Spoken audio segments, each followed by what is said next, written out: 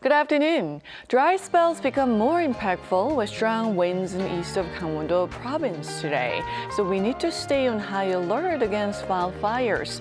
In fact, 1 out of 3 wildfires reported is caused by hikers. And it will continue to feel like we're going through 2 seasons in one day. Temperature gaps are wider for southern provinces as subzero temperatures this morning reached in the mid to upper teens this afternoon.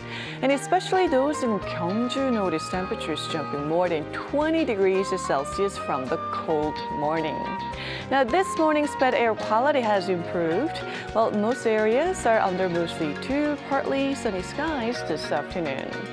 Then light rain and snow are in the forecast in the capital region west of Gangwon-do and Jeju tomorrow, but the amount will not be enough to ease the dryness in the air. But tomorrow's precipitation will bring brief cold temperatures on Thursday morning. Then we can expect much more spring-like conditions from Friday.